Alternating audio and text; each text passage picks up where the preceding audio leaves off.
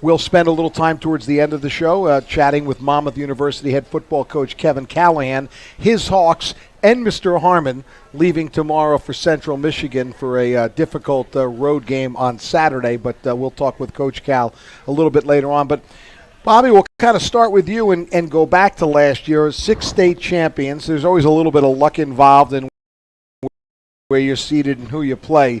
But it doesn't get any better than that. I don't think it ever has in the history of the Shore Conference. No, it was an incredible talk about sweeping the Central Jersey brackets. You know, winning 1, 2, 3, 4, and 5. I mean, that's pretty unheard of. And then having Red Bank Catholic go up and win non-public 3 and, you know, slay the dragon that was St. Joe's Montvale in the semifinals and really take it to Del Barton. And that was kind of a long time coming for Red Bank Catholic.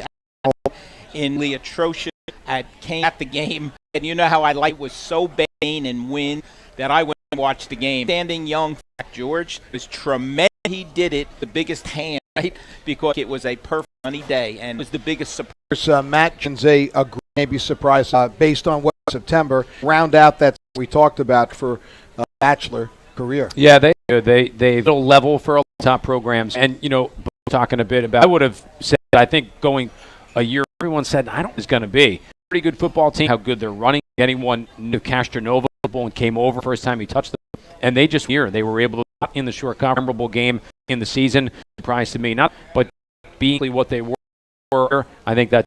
And Bobby, the Coach Kaz has they've another one last year. And you know they final the year behind. You know they didn't small and they were in the Shore dominated in that took it to Coach Mark Costa.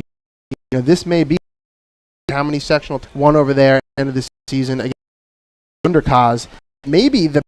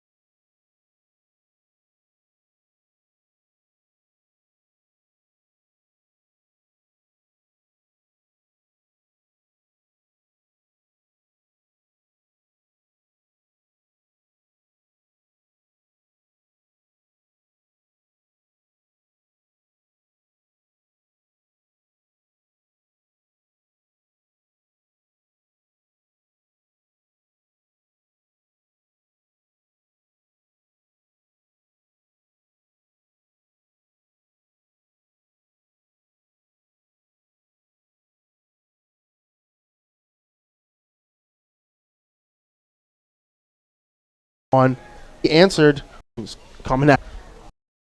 He has the how much he changes the team was run last. Other new coach. Yeah, and I think the one problem with some of those schools, and it's difficult to be a head football coach, obviously at any level, but I feel like at least every couple years we're talking about the same schools always replacing their head coach. It is so difficult to develop any kind of program, any kind of if you're always changing head coaches.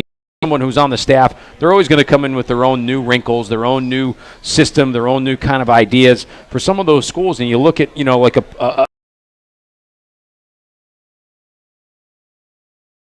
he's a number 1 team at the Shore. Correct. So we'll get into that a little bit. Squan. Then not for anybody. Definitely not. As most divisions, yeah, those 3 teams, Madawan and returning second, Madawan and Rumson, St. John Vianney, that semifinal really is to beat Anthony Brown. I mean, returning quarterback. You look at what he did last 3,000 conference and passing 800 yards. Hey, I mean, other defenses, no idea what to do with the weapons out there. Division with those games. Week 1, go on to really those teams can be, you know, I just think for either get their season off challenge for a playoff.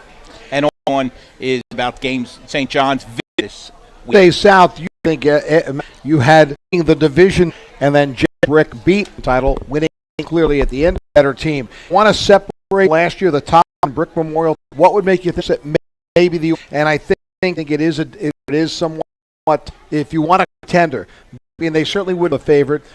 Bob, they have a solid, very high on.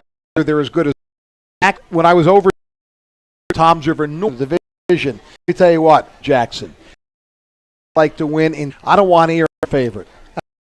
Here to them where words, and I think